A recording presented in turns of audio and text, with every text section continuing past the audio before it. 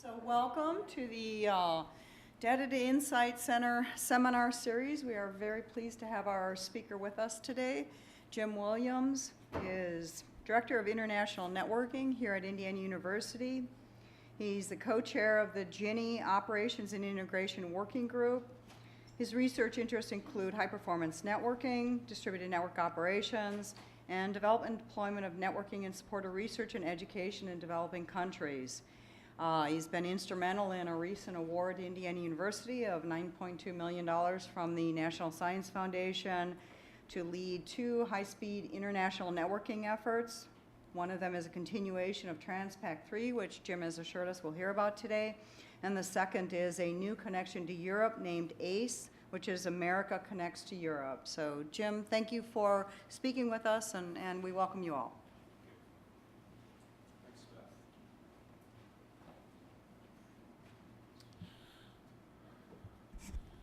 So, can everyone hear me? Yes. So I want this to be kind of informal. If you have questions as I'm going through things, please don't hesitate to interrupt me, and we'll try to address them. So, as Beth said, I'm Jim Williams. I'm the Director of International Networking here at Indiana University. I always like to start, if appropriate, I like to start my talks with this slide that, for me, simply demonstrates the university's commitment to international activities. And you can read this as well as I can, but I'll read it anyway. The value of an IU education cannot be contained within one classroom, one state, or one continent. It spans the globe. And that was President Michael McRobbie, who originally was from another continent, but I guess he's actually from here now. These are the topics that I'm going to cover in my short time here, and I'll just begin with wandering general observations. So, why would you even think about high-performance networking as anything very important? Well, for me at least, high-performance networking is a tool. Obviously, it's used to facilitate international collaborations in research and education. That's kind of one thing we're all about. Also, it's used to share scarce, valuable, international, large collaborative resources. The immediate resource that comes to mind is the Large Hadron Collider in Geneva. There are other resources that are being constructed. The Square Kilometer Array is a large telescope. It's actually not a telescope, it's a series of telescopes that will have significant data capacity networking issues. Another, perhaps not quite so obvious reason is to facilitate access to scientific materials. Although we pretty much take access to those kinds of materials for granted here in the US, in developing countries, that can be critical to the ability of a country to develop a particular focused scientific discipline. One of the things that has gotten a lot of press recently, and that we've been kind of active in here at IU, is site-to-site telepresence activities. Telepresence is, you can think of it as a fancy kind of video conferencing. The people who sell you telepresence would probably not like that description. You know, it makes it possible to have international collaborations without having to spend all of your collaborations funds on travel. And another area that I've been involved with is remote medical activities, particularly again in parts of the developing world. It's extremely valuable to be able to have surgeons or practitioners who are learning a particular skill have access to experts who may be in another country or maybe around the world in that particular skill, and to be able to see exactly what's being done. So you instrument a medical suite and you broadcast the medical procedure out to a number of different sites. And then there's science diplomacy. I'll talk a bit about science diplomacy also. Before we go any further, I want to point out our little nifty IN@IU logo. You'll see that general theme again, and that was developed by some folks here. A student that I had over the summer helped with it, and then it was expanded by some people in our communications group. So, there is no present without a past, so let me talk a little bit about history. Indiana's involvement in international networking really did begin with Michael McRobbie. When Michael came to Indiana, he had an idea of what he wanted to do.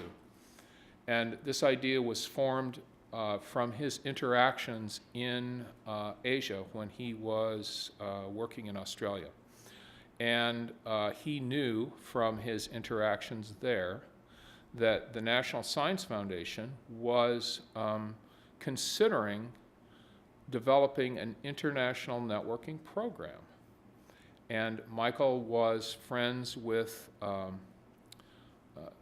someone at the, I'll move to the next slide here, at the NSF named Steve Goldstein, who can be thought of as the real founder of international networking at the National Science Foundation, at least. And Steve Goldstein prepared a solicitation called the High Performance International Internet Service. And Michael charged us with responding to that solicitation. Now, it's hard for me to believe, although I will present a bit of a counterexample here in a moment, but it's hard for me to believe that without Michael McRobbie, a university in a small town in southern Indiana would have considered responding to a solicitation that had to do with providing network connectivity from the United States to Asia. But that aside, Michael was here. We did respond to the solicitation. We partnered with an organization called the Asia Pacific Advanced Network, which was an organization that Michael knew and actually co-founded when he was in Australia. And we had an organizational meeting in San Francisco. We went back to our various home campuses, Tokyo, Seoul, wherever, and we responded to that solicitation, and we were successful. That was a 5-year grant from the National Science Foundation for about $10 million. When we went to the carriers to procure a service, we were able to procure a 35 megabit ATM service from Tokyo to Chicago for about $130,000 a month. Obviously, that's a lot of money. And obviously, that's not very much bandwidth. So time passed, and gradually we were able to increase the bandwidth while at the same time decreasing the costs. When the Transpac 2 project was close to an end, it hadn't quite ended, but it was very close to an end. When the Transpac project was very close to an end, this was the network configuration that we had. 622 megabit link from Chicago to Tokyo, and 622 megabit link from Seattle to Tokyo. And then in Tokyo, that's where the APAN network has its exchange point, and connections spanned out from there to a variety of countries in Asia. So the Transpac solicitation and the HIPAS set of awards came to a conclusion. But there was a follow-on called the International Research Network Connections Program. That follow-on was in 2005. And by that time, Michael had moved on to bigger things. He was the vice president for research and the provost, and eventually became president. The International Research Connections Program replaced the HIPAS program, and I stepped into the role that Michael had played as the PI for the now the new Transpac 2 project. So for Transpac 2 in 2005, we were able to procure a 10 gigabit circuit from Tokyo to, in this case, Los Angeles, for about $45,000 a month. So from 35 megabits at $130,000 a month, we went to 10 gigabits at $45,000 a month. A significant increase in capacity and financial savings. So about halfway through the Transpac 2 program, through a variety of circumstances, we decided to extend the Transpac 2 network to Pakistan. So I'll show you that picture in a moment. This is the slide that you do have this slide. I'll talk about the Pakistan extension in a bit. The Transpac 2 Asia partners, Internet 2, APAN, our friends in APAN, some specific Japanese partners, NICT and NII in Japan, and also some European partners from what was then called the TAIN 2 project, and this will be important a bit later. This is what the Transpac 2 network looked like. An OC-192 to Tokyo, an OC-48 to Hong Kong, and an OC-12 to Singapore. And the Asian parts of this network were furnished as donations to the overall project by the corresponding organizations, NII and NICT. So again, through a variety of circumstances, Indiana submitted what's called a supplementary funding request to extend the connection to from Singapore. I'll go back one slide, from Singapore to Karachi, Pakistan. The connection to Asia is funded by a variety of different partners in Asia. The connection to Pakistan is co-funded by the National Science Foundation through funds that I administer, and the Higher Education Commission in Pakistan. After a whole series of discussions and video conferences, I did travel to Pakistan, and this is a URL for my trip to Pakistan. And all of this information is on our webpage, which is internationalnetworking.iu.edu. So you might ask yourself, what in the world does Indiana University have to do with Pakistan? And I did not know this, but I found this information out from a source that I had. And this is a picture of a group of IU faculty members who went to Pakistan in 1957.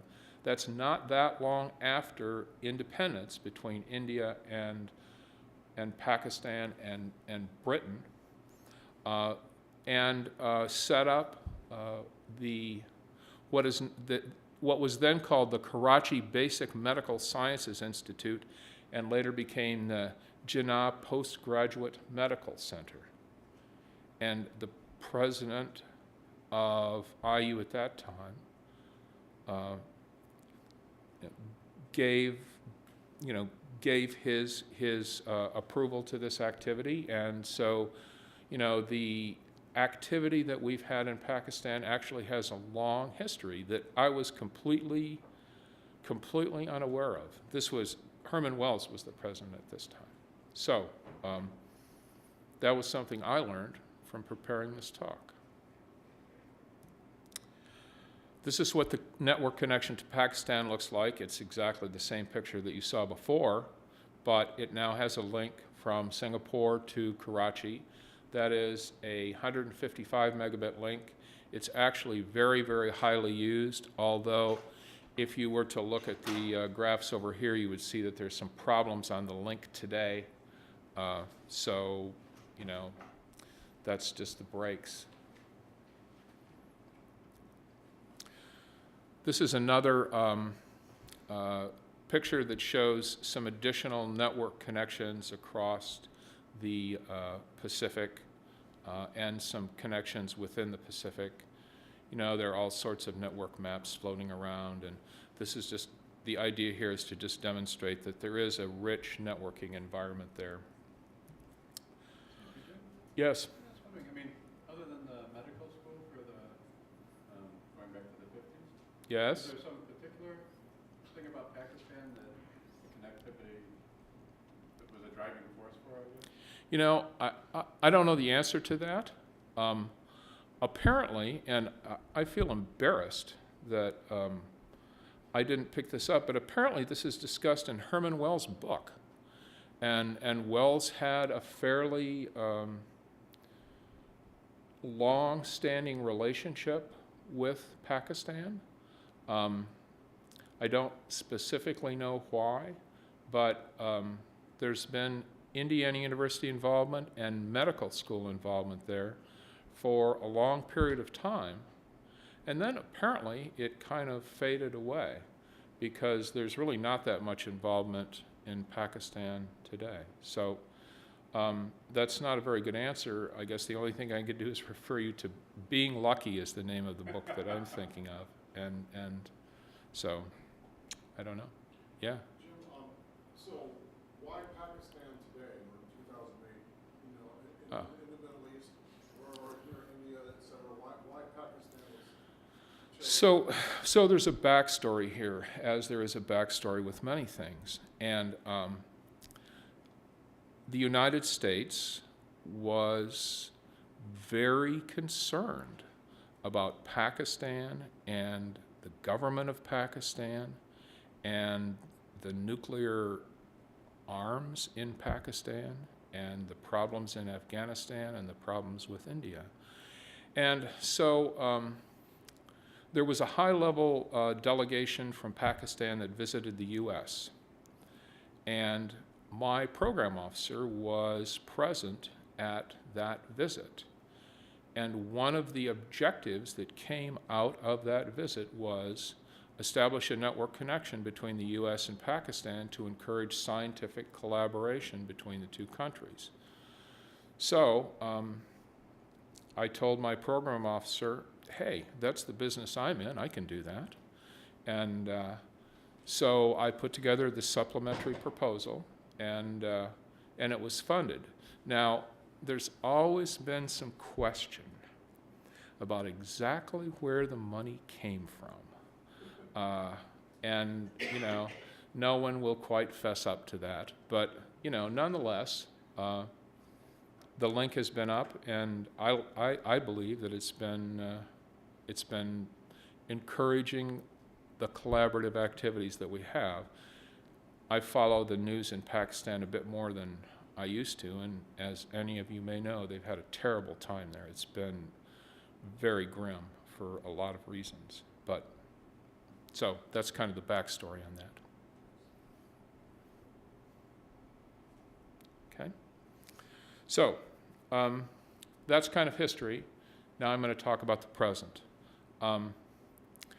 We are, oddly enough, a major participant with UT Knoxville.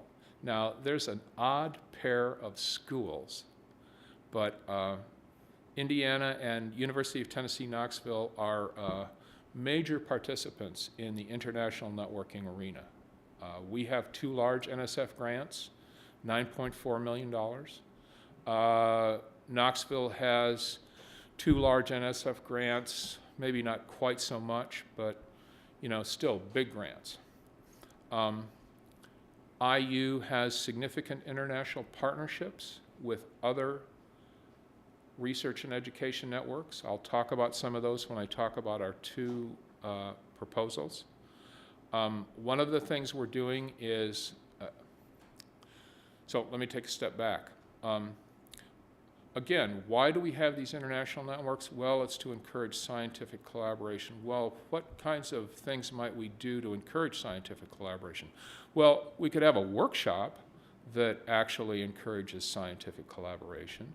So that's one of the things that we're doing here, and you can't see it very well now, but on the bottom, as I'm facing at left-hand corner of the large display there, is the front page for a workshop that we're hosting in India in December of this year.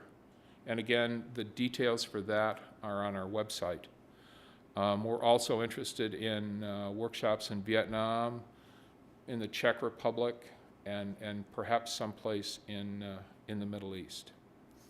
And then another thing that I'll talk about in a bit is science support.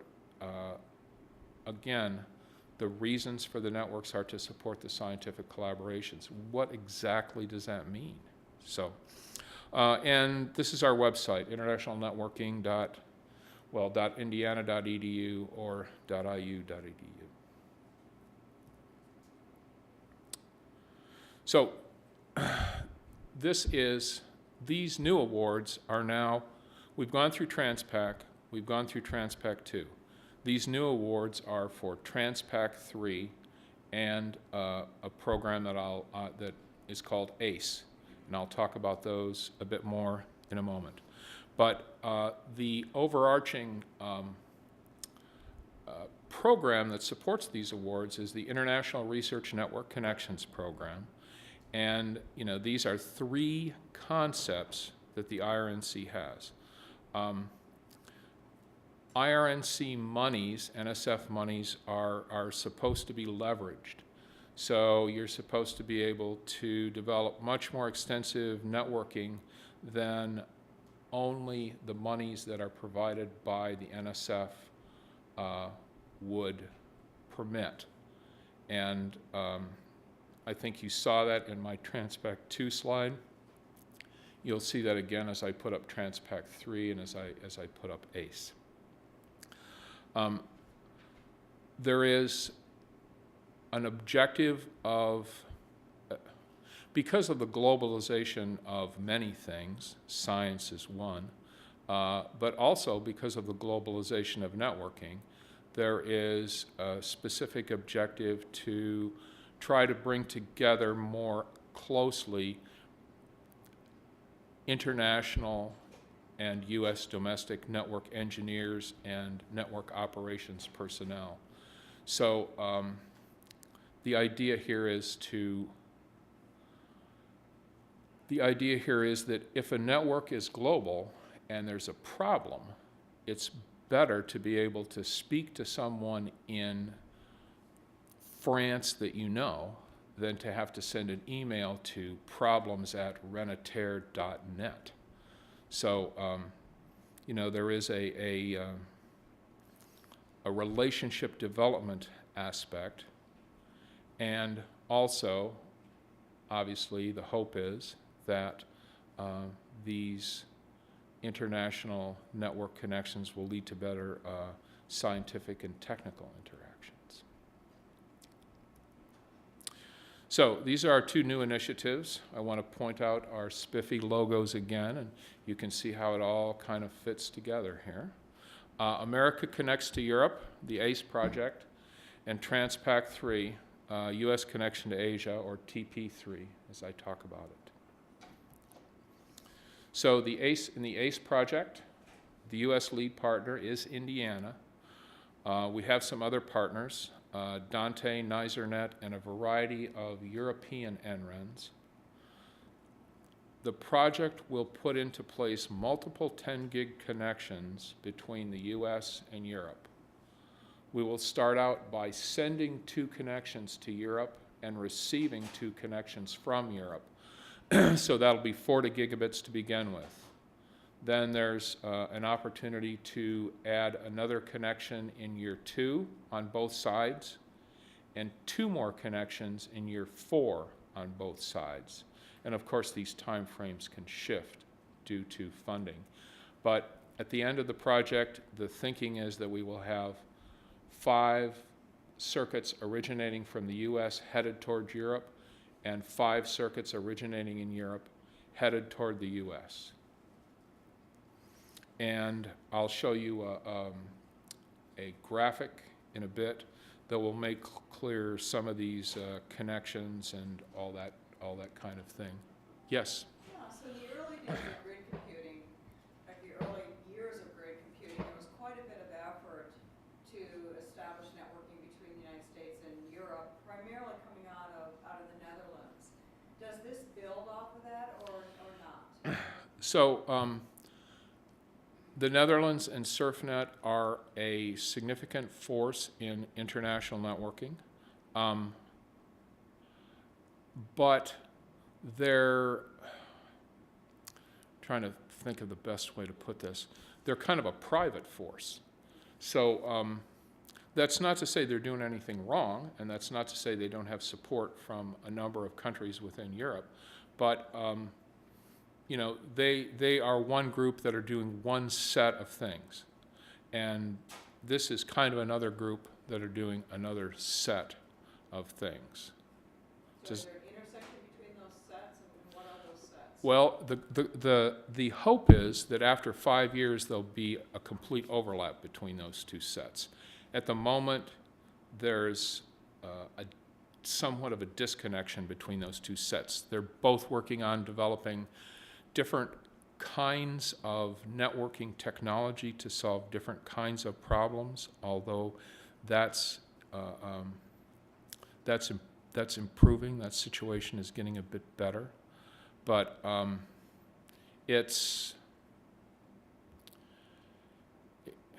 a competitive situation. And I don't know. Okay, so hardware, level 2, level 3, I mean, where are the competitive development efforts going on?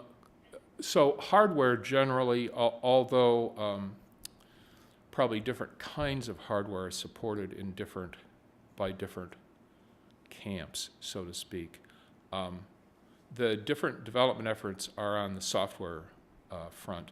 So for example, measurement is largely an area where I think we've come to an agreement, but in dynamic circuit implementation, very different ideas, very different kinds of approaches. And you know, that's not to say one is good and one is bad. It's just to say that they're different and competing. Does that help? Maybe you could just cast dynamic circuits into a context of what that is. I'll do that in a bit. Okay. Transpec 3, this is our connection to Europe. And Indiana University, lead partner. There's some other pretty familiar partners there. Multiple 10 gigabit connections, that's kind of hard. Circuit costs to Asia are about 4 times what circuit costs are to Europe. So, you know, we'll do the best that we can, and we've gotten some pretty good pricing, and we may be able to do more than we think, but we'll see. And then, of course, there's the 40 and 100 gigabit option that might be important later. So is that based, I'm sorry, so is that based on supply and demand, the fact that the pricing is so different? Or just physical costs of laying the cable? I think partly it is historically based on supply and demand. Of course, that pendulum has now shifted the other direction. But also it's based on the physical cost of laying the cable. a much richer cable environment across the Atlantic than there has been across the Pacific. And, you know, when we get to areas of further, what I'll call research, but activity, you know, you'll see that plays out in other areas of the world also, Africa being a classic case in point. This is a picture of the network. And the magenta, turquoise lines, I guess, are the ACE connections. The red line are the Transpac 3 connections. And the green line that connects the turquoise to the red is the TAIN 3 network that is funded by the European Union. And of course, it does many other things than simply connect Frankfurt to Singapore. But you know, we use that as a mechanism to complete the global ring of ACE and TP3. And, you know, there are obviously many more networks that aren't in this picture. I mean, that's what the US infrastructure, European infrastructure, yeah, so. Okay, so here are the areas that the ACE and TP3 project are interested in. I'm not sure if research is exactly the right term. It's not completely developing new knowledge, but it's certainly applied research. So, first of all, we want to focus some attention on underserved areas. One area that I'm particularly interested in is Africa, particularly in West Africa. There are various other activities going on in other parts of Africa, but West Africa and to some extent Central Africa is being left largely ignored. Central Asia, I think that's going to be handled by the Europeans. They seem to have made some good progress into Central Asia. South Asia, we have a connection to Pakistan. I've been having some discussions with some people about possible extension of that connection to Afghanistan, or you know, some other way to try and assist the, you know, very fundamental development efforts that are going on in that part of the world. So that's one thing. Provide services beyond bandwidth. I'll talk about this in a bit more detail. Better tools for scientists. And then,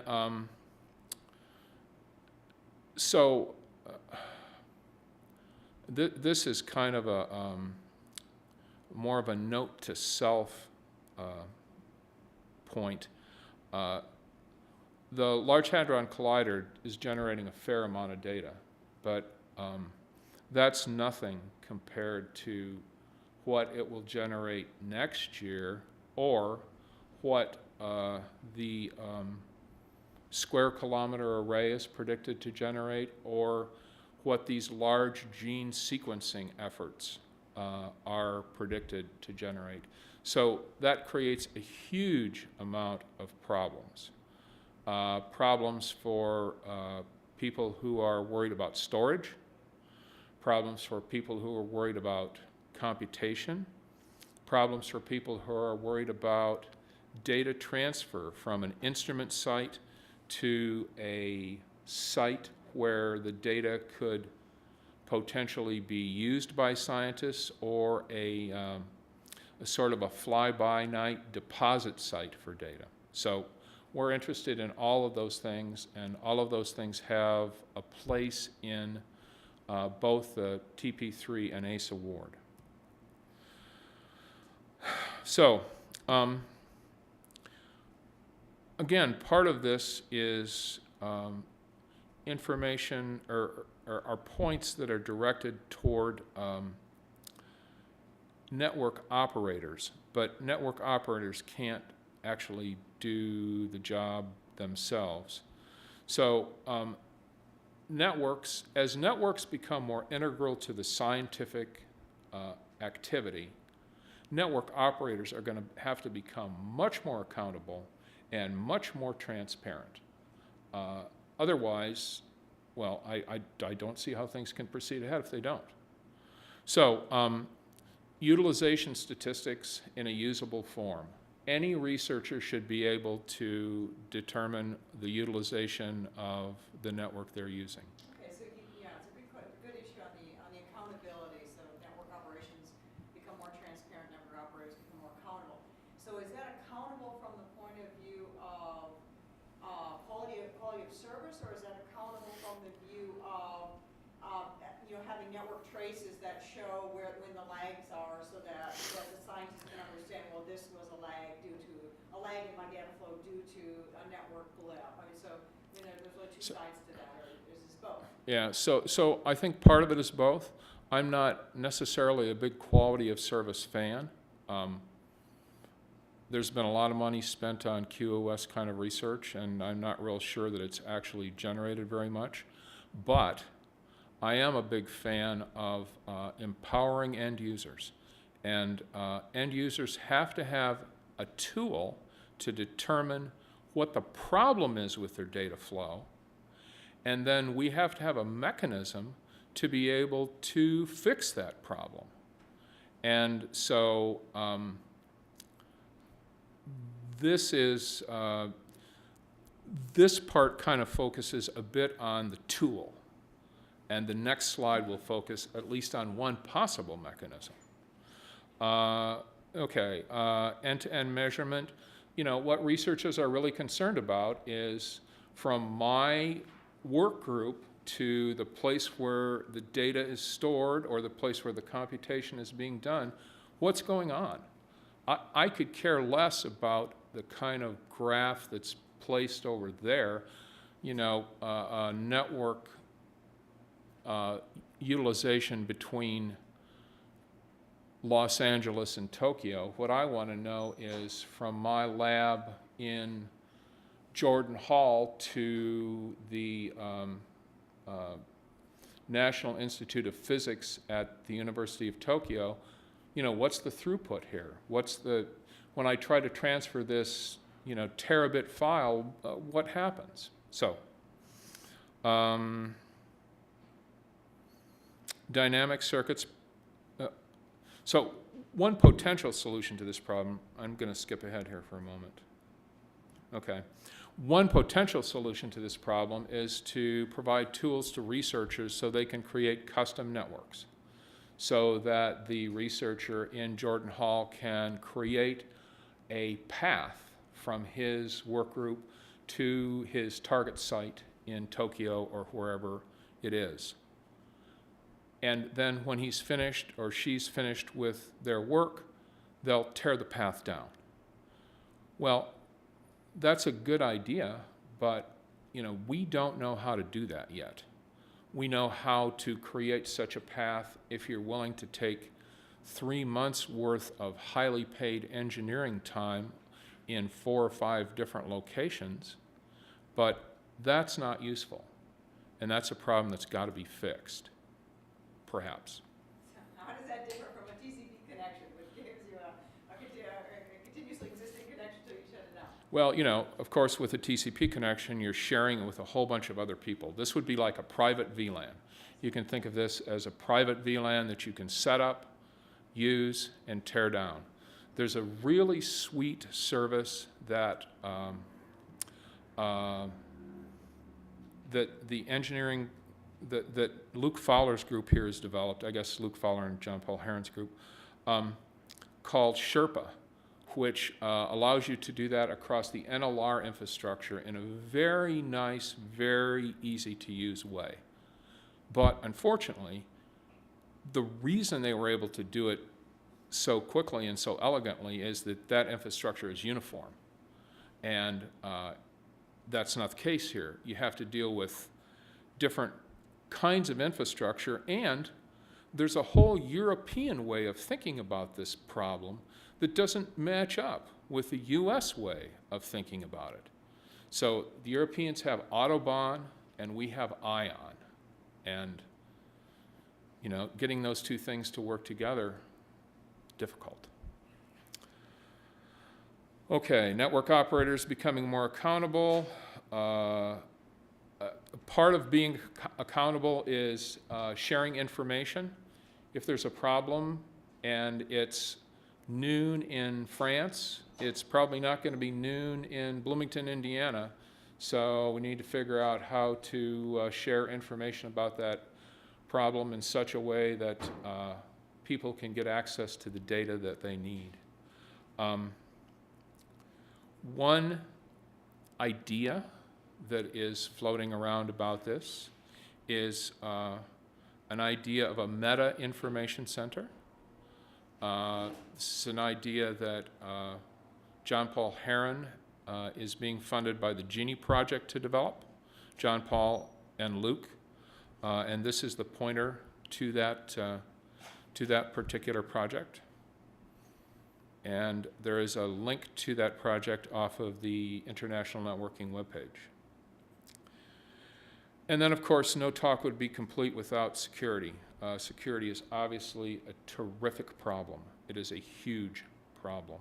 And I see very little progress being made forward, but it's always possible that progress is being made and the people who are making the progress don't want it to be too visible. However, we do have an idea for a security component in both the ACE and TP3 awards. This is called the Security Event System. And the idea here, and Doug Pearson was here, but he left. The idea here is that you collect data from a number of different sources. And these sources have, for lack of a better term, I'll call it credibility ratings. And you pool this data, and then you provide to your subscribers, whoever they might be, this information. And the thinking here is that lots of information, if pooled together correctly, will give you a better picture of the security threats that are out there and will allow people to act more quickly in order to limit the vulnerabilities that they see. So if Joe Schmo, who no one knows, writes in and has a security issue that he or she wants to raise, that's one thing. But if an acknowledged security expert sends a high-level emergency notice of a problem, well, that's another thing, and those things would be taken into account. On the other hand, if 55 people report a particular security risk, well, now all of a sudden that takes on a bit of different, a higher level of credibility. So, and there's a link to that. Another area that we're interested in is the development of better tools. Part of this has to do with dynamic circuits, and that's the development of tools to make researcher provision connections much simpler. If researcher provision connections are ever going to be of any use, they're going to have to be provisioned by researchers, not by network engineers. Not every research group can afford a network engineer. So social media-based tools, boy, I do not know what to think about this. It's an interesting area. I don't know what's the name of the Zuckerberg movie, the social network. And I know some research projects are using social media to do a bunch of things. I don't know. Maybe there are some better collaboration tools that we can develop in that area. One tool that's being developed at Purdue is a tool called HubZero, and that is actually in use in the Purdue Nanotechnology program. There is I think the website is nanohub.org, and you know, I'll call it a social media-based tool. And one of the things that we're going to talk about in our India workshop is the use of these kinds of social media-based tools. The Data Logistics Toolkit. The DLT was developed by a researcher at the University of Delaware named Martin Swaney. Martin and I worked together on the TP3 and ACE proposals. The DLT has a number of different components, and what we're working with Martin on is how can we integrate the science support components of the DLT more effectively into the ACE and Transpac-3 network. Perhaps we need to deploy some DLT-based ReadyNet storage facilities at our exchange points. That's just an idea. And then outreach activities. I already pointed to the US-India workshop, again on our webpage. Africa, Afghanistan, those are some developing countries that we have an interest in. So one thing that sometimes, for me at least, when I'm working on big projects like this, what happens in the next 6 months or for the next 3-month report or the next annual report becomes the focus of my energy. So in order to try to break away from that, I wrote up this little screen that has some things that I want to have done in 2015. Now, you know, none of these are probably very relevant for any of you, but these are the goals. This is what I'd like to be able to say in the ACE and Transpac-3 final report in 2015. South Asia, connectivity, much closer relationship between Asia, Europe, and the US, progress in Africa and Central Asia, the sets of services that we talked about, the measurement, the dynamic circuits in place. We've paid some attention to security. The security problems aren't solved, but we're still working on them. Yeah, maybe the social networking kinds of things pan out, but at least we have to figure out a way to deal with these data challenges that we're going to face, and yeah, you know, that's it. So these are some URLs that point to some different resources, and I'm done.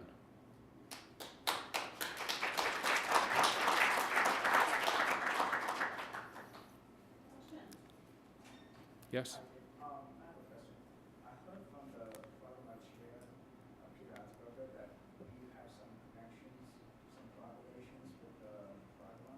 Right. And my questions are, what kind of roles are played in Pragma, and how in particular this project contributes to the Pragma? So to repeat the question, so the question had to do with the relationship between my relationship with the Pragma project and the relationship between ACE and TP3 and the Pragma project. So I've worked with Peter Arsberger, who is the Pragma PI, for a long time, and Indiana has been a big supporter of Pragma. Our role and the role of ACE and TP3 is as a provider of infrastructure. So, for example, Pragma has some infrastructure deployed across Asia that is cooperative infrastructure. And a lot of that is, the networking is provided by within Asia counterparts. But there also is infrastructure deployed in San Diego that we provide access to. And now that our activities have expanded to Europe, we can do that.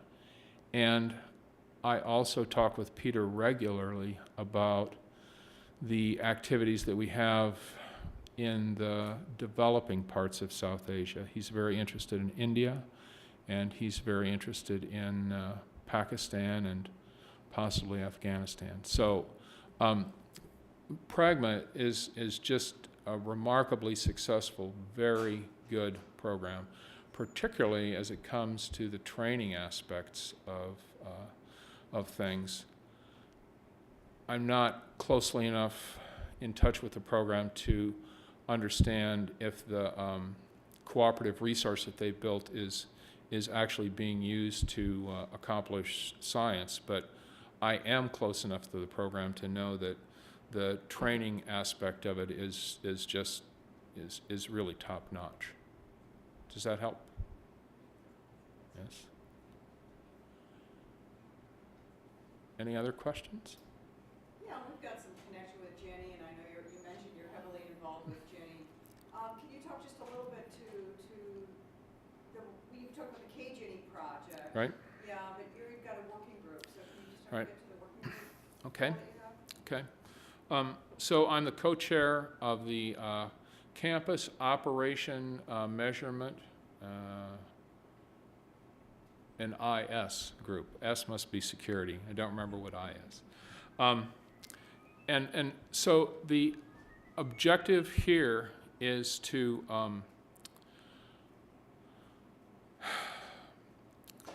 well, it's to try to pave the way, if you will, for Gini frameworks, which are kind of the computational, the lowest common denominator of Gini, to pave the way for Gini frameworks to interact with each other. So the way that Gini activities develop, I think this is true for just about all of them, is they start out in some computer science department in somebody's lab. And, you know, there's a lot of work, and boy, there's some sophisticated stuff that's done.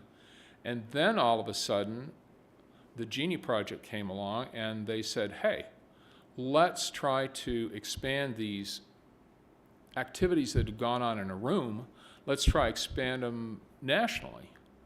Well, oddly enough, researchers don't usually think about that when they're designing something to go into a lab. So, you know, there's lots of issues that have to do with expanding a project from the laboratory into the national environment, and that's what the Operations Working Group is designed to do. Some very fundamental things, like, for example, if your experiment goes completely haywire and begins to cause problems, we need to have the capability as the operator of the overall operator of the network, the Gini network, we need to have the capability to shut it down. Well, you know, that might seem like an obvious thing, but it's not all that obvious, and it's not gone without a lot of heated discussion. That's the COMAS working group, the campus working group efforts. It's designed to do the kinds of things that will facilitate the spread of small framework working group efforts out into the broader community. The other role that I play with Gini is kind of the same role that I play with Pragma, the provider of infrastructure. So, you know, if there's a Gini framework in Japan that wants to interact with a Gini framework in Bloomington, you know, they could come and talk to me about trying to set that up. And that was kind of the K-Gini sort of effort, a Gini framework in Korea interacting with John Paul's and Luke's GMOC project here. So, okay. Well, I encourage you to visit our website, internationalnetworking.iu.edu, and if you have any questions, feel free to drop me an email. Thank you very Right. much.